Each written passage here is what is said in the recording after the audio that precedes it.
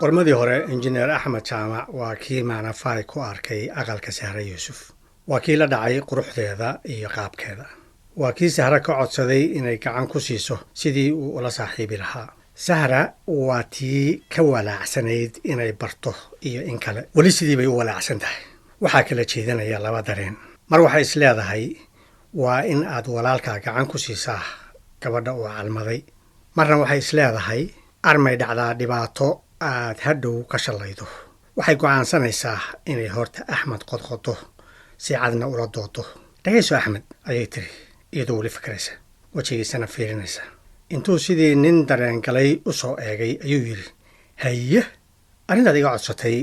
waan isku dayi doonaa inaan wax kaala qabto laakiinse waxaa ku xihan hal shardi waa maxay shardigaasi kollayba shardi kasta waan ku oofin doonaaye waxa weeye waxaan rabaa inaad ii sheegto xidhiirka aad maanafay ka rabtaa nooca uu yahay ma guurbaa mise waa gaabsi meel xun bay iga taabatay axmed baa iskula hadlaya isagoon weli jawaabin guur iyo gaabsi waxaabay u hadlaysaa sidii dadkii hore guur iyo gaabsi midnaba miyaan ka fikeri malaha quruxdeeda unbaa ay qalbi ruxday oo horta maxaan ka rabaa ma aqaan waxaan ka rabo keliya waxaan garanayaa inaan rabo horta bal soo xerogeli kadib waxay dhici doonaa iyagaa iska iman doone bal ka soo qaad haddii ay isagoo weli fakeraya ayuu maqlay sahra oo su'aal kale ku qaaday hadal haddee maxaad la aamusantahay jawaab baa lagaa sugayey adigu xujadaas naga dhaafo qofta iskaya bar ayuu ugu jawaabay markii aan iskiin baro haddii aad berri ka maalin gabadhaas islaameed ku cayaartid dembigaasi soo aniga korkayga maaha ku cayaartid waa maxay see ku ciyaaraya ma ku badbaa maye waa shabaq kuwa aad intaad beenta iyo balaayada ku maandoorisaan markaad muraadkiina ka dhammaysataan godkii aad ku rideen uga dhaqaaqaysaan maxay yihiin ma ku badbaa kam intee gabar reerkooda ku asturayd intaad qalbiga ka xaddeen iyana idin rumaysatay aad baabi'iseen kadibna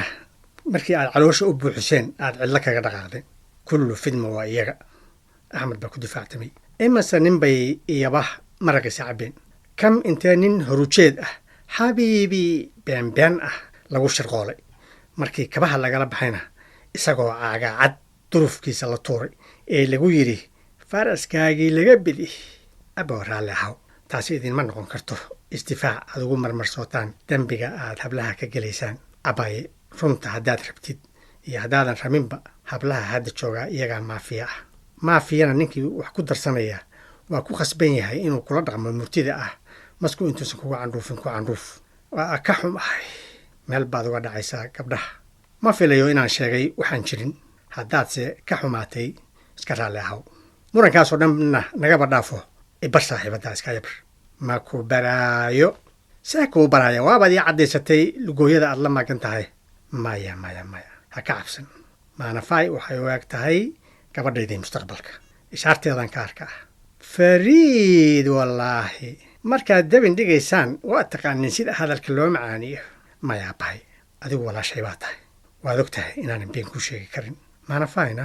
way ka duwan tahay noocii aan sheegayey maaha kuwii aan deminka isu dhigi jiray kuwaas qudhooda aad maafiyada ku sheegayso waxa ay samaynayaan aragtay laakiinse marna ma isweydiisay cidda ku kalliftay oo dembigaa iska leh adiguba ii sheeg haddaad taqaan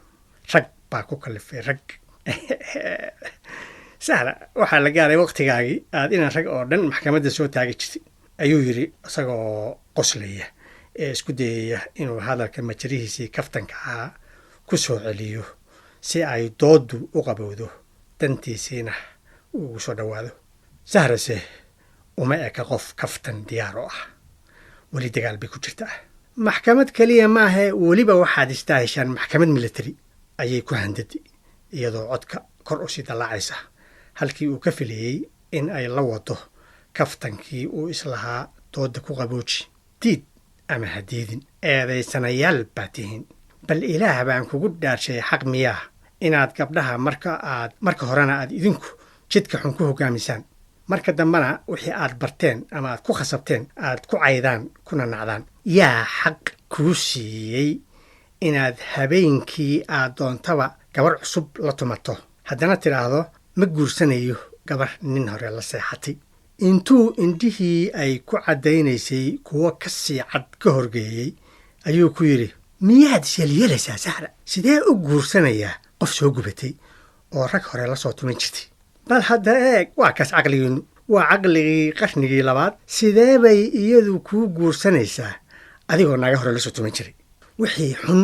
waa in la iska wada dhaafaa rag iyo dumarba wixii aan xumayna waa inaan qofna gaar ahaan xumaan looga dhigin sahra ha isyeelyeelin abay qofta dumarka ah waa qalad inay tidhaahdo tallaabadii nin qaado oo kasta anagoo qaadaya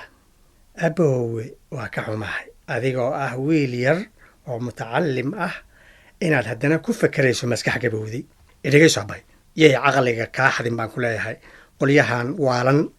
ee dhowaan soo baxay ee dunida ku wareeriyey feminism iyo dumar baan xoraynaynaa iyo waxyaalaha la midka ah ee ay ka badbadinayaan aboowe cid waalaysaa ma jirte waxaa la idiin sheegay oo keliya cabiidsigiinni wakhtigiisii inuu dhammaaday hadda adigu aan ku ogaanaya sahraay waxaas oo cara ah ma waxaad u dagaalamaysaa hablaha yaan la odhan xishooda oo joojiya beenta iyo iswaalka iyo suuqan aad gelaysaan abow hadalka hayga qalloocin waxa aan difaacaya ma aha suuq gelid iyo musuq maasuq iyo wax la mid ah waxaan la dagaalamayaa xaqdarrada kale ee dumarka lagu hayo waana xaqdarradaas faca weyn oo soo jireenka ah midda khasabtay inay soo baxaan kooxahan aad maagayso ee u dagaalamaya xuquuqda dumarka oo kaalay raggu iyagu xaq male miya marka aad joojisaan dulmiga aad nagu haysaan ayaa la arki doonaa inuu idinkana xaq idinka maqan yahay in kale laakiinse inta ay sheekadu joogto inaad ku faantaan falal aad annaga nagu caayaysaan meesha hadal ma yaal kaalay adiga horta yaa kuu doortay inaad noqotid qareenka u dooda xaawalay oo dhan anigu waxaan xanaaqaa marka aad hablaha wada dhaleecaysid okay hagaag ma diidani inay jiraan qaar badan ama hablo badan oo wanaagsan adiguna laakiin hadiidin inay jiraan rag wanaagsan oo gabdhahooda daacad u ah waa hagaag ayay u tirisi qabow haddaba anigu kuwaasan ka mid ahay iskaayabar saaxiibta maanafa waa hagaaga iga ballanqaad inaad ka dhiganaysid gabadhaadii mustaqbalka waa kaa ballanqaadayaa haddii ayan ku dhicin imtixaankayga naabal aamusa imtixaankayga dhegayso imtixaankaas waa inaan anu kula saxaa imise maadowlad baad ku imtixaamaysaa miskiinta taasi waxay ka mid tahay sirta imtixaanka mana habboona in ardayda loo sii sheego laakiinse anigu maahay qoftii aad imtixaamaysay ardaydaad ka mid tahay sidee uga mid ahay maadaama aad gabar tahay ma bannaana in laguu sheego sirta ragga alla kani waa dhiiglaawe waryaa walaashaa waa lala socodsiiyaa sirta nimanka si ay uga digtoonaato shirqooladooda raalli ahaw cidna lama socodsiinayo sir laga yaabo in loo gudbiyo qofta aan shaxda wada dheelayno walaashay waxaan la socodsiinayaa wixii aan halis gelinayn aniga danahayga oo sooma ogid danaystanimada caynkaasi inay tahay waxa lagu cambaareeyo imberiyaaliyadda caalamiga war culus imberiyaaliyadda caalamiga raalli ahaw sahra ha igula hadlin afkii guulwadayaasha iyo siyaasiyiinta inaad aqoon siyaasadeed leedahay waan ku ogahay laakiinse hanaga fogeyn arrintii aynu ka hadlaynay ha iloosiin maanafahay caawa iyadoon baa ii daranay fadlan gacanigu sii sidaan qoftaas u heli lahaa kadibna danayste iyo imberiyaaliste iyo waxa la wixii aad doontidba igu magacow intay qosol yar ku dhufatay bay kaftankeedii sii wadatay ee tiri laakiin walaalle anigu diyaar uma ahay inaan noqdo dabadhilifka imberyaalistaha u majaxaabiyeed dadweynaha danyarta ah ee uu dibindaabeynayo ya salaam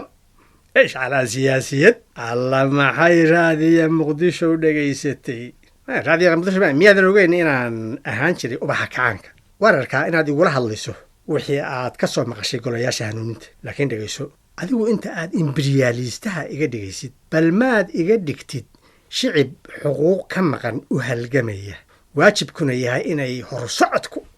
تاغير أفديان مايا لقاما دقي كارو شعب حق كمقان ومحا دعي miyaanan xaq u lahayn inaan u halgamo sidii aan ku heli lahaa jeexayga maqan gacaladeedii nolosha ila wadaagi lahayd gacanna aan iigu jirin waa lagu taageeri lahaa haddii waxa aad u halgamaysaa ama u dagaalamaysaa ay run ahaan u yihiin